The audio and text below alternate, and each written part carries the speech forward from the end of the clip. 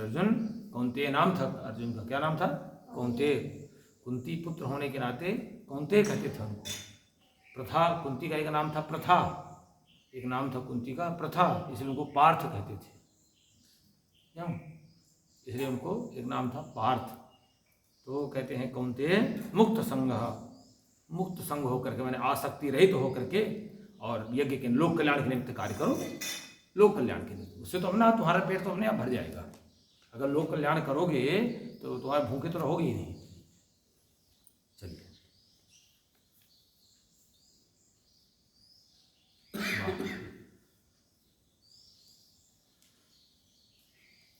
न बुद्धिभेदम जनेत अज्ञानाम कर्म संगिनाम जोषयेत सर्वकर्माणि विद्वान युक्तः समाचरण।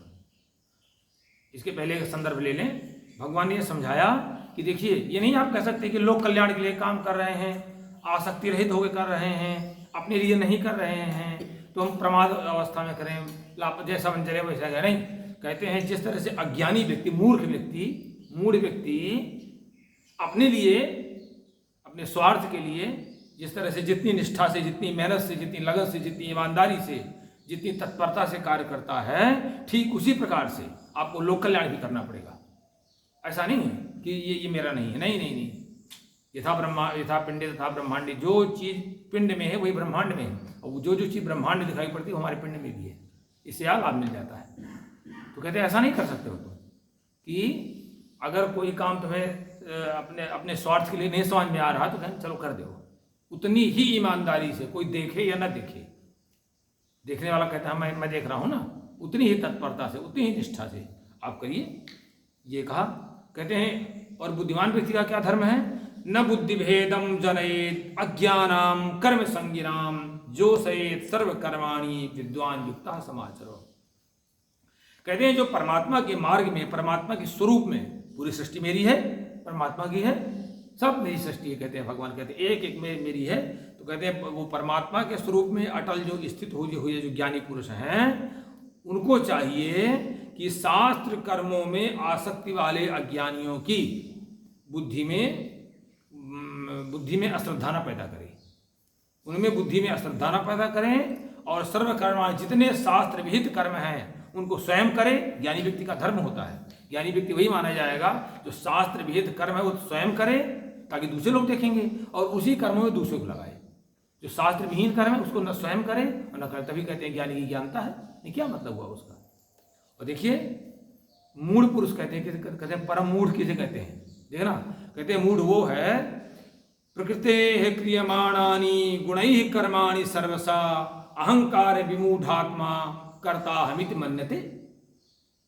कहते हैं देखिए, जितने भी आपको संसार में कर्म दिखाई पड़ रहे हैं, जितनी भी क्रियाएं, एक्टिविटी जो भी दिखाई पड़ रही हैं, वो प्रकृति के गुणों के द्वारा हो रही हैं। रजोगुण का आवेश हुआ, हमारे शरीर में रजोगुण आया, हम एक्टिव हो गए, और हाइपर एक्टिव, और रजोगुण बढ़ा और हाइपर एक्टिव हो गए, और रजोगुण बढ़ा। प्रकृति से 3 गुण उत्पन्न होते हैं, रजोगुण, तमोगुण और सतोगुण। हमें रजोगुण की प्रवृत्ति बढ़ी, हम एक्टिव हो गए, और बढ़ी और हाइपर एक्टिव हो गए, और बढ़ी और एक्टिव हो गए, और अशांत हो गए, और नींद ना आने लगी, बेचैन हो गए, ईर्ष्या हो गई, तनाव हो गया, सबसे जलन होने लगी, सबसे कुढ़ने लगे, और क्रोध बढ़ा, और कामना बढ़ी। बस रजोगुण रजोगुण रजोगुण बढ़ता चला गया।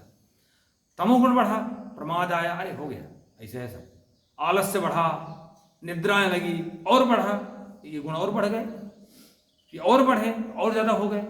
तो कहते हैं बस ऐसे होता है। भगवान कहते हैं तीसरा सतोगुण बढ़ा, तो कहते हैं प्रकाश हो गया, आप स्वयं प्रकाश की ओर जाने लगे, आपका ज्ञान हटने लगा, आपकी समझदारी बढ़ने लगी, आप में स्थिरता आने लगी, आप में धैर्य आने लगा, इसको पेशेंस कहते हैं, आप में तत्परता आने लगी, आप में ईमानदारी होने लगी, आपका पढ़ने में मन लगने लगा, अपने काम में मन लगने लगा, कि वो प्रकाशक है ना, और अनामय है।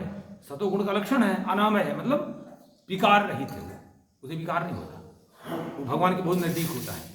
फिर और ऊपर बढ़े तो गुणातीत हो गए, तो भगवान के नजदीक, भगवान में मिल गए। सतोगुण भगवान के नजदीक पहुंचा देता है। जितना आप सतोगुण बढ़ाते चले जाओगे, खान पान से लेकर के सारी प्रवृत्तियों में, उतना भगवान के नजदीक होते चले जाओगे। ये प्रवृत्ति है। रजोगुण बढ़ेगा, उतने दूरी बढ़ते चले जाओगे, प्रमाद में और उतने दूरी होते चले जाओगे। ऐसा नियम है। भगवान कहते हैं कि देखो सारे जितने कर्म हैं वो प्रकृति के गुणों के द्वारा ही किए जाते हैं। जो भी दिखाई पड़ रहा है वो प्रकृति के गुण हैं, प्रकृति गुण में हुए वो काम शुरू हो रहा है। कोई आदमी क्रोध में जान लेना चाहिए कि भयंकर क्रोध में, इसमें भयंकर रजोगुण है, इस समय भयंकर रजोगुण है। किसी का पढ़ाई मन लग रहा है, जान जाओ इसे भयंकर लोभ है, जानिए कि भयंकर रजोगुण से व्याप्त है, नरक की ओर जा रहा है। ये नरक कहीं वहां नहीं बने वाली, यहीं आप सब बने हैं, देख लीजिएगा। भयंकर रोगों से ग्रस्त हो जाते हैं, भयंकर पीड़ाओं से ग्रस्त होते, वही तो नरक है, वही तो नरक है। और सुख में है तो कहते हैं कि प्रकृति के गुणों के द्वारा ही किए जाते हैं। और जो अहंकार से विमूढ़ आत्मा है, जो परम मूर्ख है, वो अपने को कर्ता मान लेता है। मूर्ख जो महामूढ़ है वो अपने को कर्ता, मैं कर रहा हूं, वो कर्ता बने के अहंकार से मैं देखिए कर लेता हूं। ऐसा नहीं है। तुम में सतोगुण की प्रवृत्ति अच्छा काम करने लगे, तुम्हें रजोगुण की प्रवृत्ति है तो हाइपर एक्टिव हो गए, तुम्हें निद्रा आलस आ गया तो सतोगुण का तमोगुण की प्रवृत्ति आ गई। और वो प्रकृति के गुण है और प्रकृति भगवान की है। इसी लोग कह देते हैं कि भगवान जो करता है ठीक करता है, या भगवान के द्वारा हो रहा है, भगवान ऐसा, क्योंकि प्रकृति भगवान की है और प्रकृति के 3 गुण है ये। तो जितने जो भी आपको दिखाई पड़ रहा है वो क्या है, प्रकृति के गुण। लेकिन जो परम मूढ़ व्यक्ति है वो अपने को अहंकार बस मान ले, मैं करता हूँ, मैंने फलाने को खिला रहा हूँ, मैं कपड़ा ला रहा हूँ, मैं इलाज कर रहा हूँ, करा रहा हूँ। अरे भैया तुम कुछ नहीं कर रहे हो, तुम्हारे तमोगुण आ जाए तुम सोते ही रह जाओगे, निद्रा आ जाएगा, आलस आ जाएगा, अच्छे काम के प्रति तुम्हारी अरुचि हो जाएगी। ऐसा भगवान कहते हैं तत्वित्तु महाबाहो गुण कर्म विभागयो गुणा गुणे सुवर्तंत इति मत्वा न सज्जते। कहते हैं लेकिन हे महाबाहो, गुण कर्म विभाग, गुण विभाग और कर्म विभाग के तत्व को जानने वाला ज्ञानी योगी है, वो समझता है कि संपूर्ण गुण गुणों में ही वर्त रहे हैं, सारा कुछ खेल गुणों का है। और इति मत्वा न सज्जते, ऐसा समझ करके वो आसक्त नहीं होता।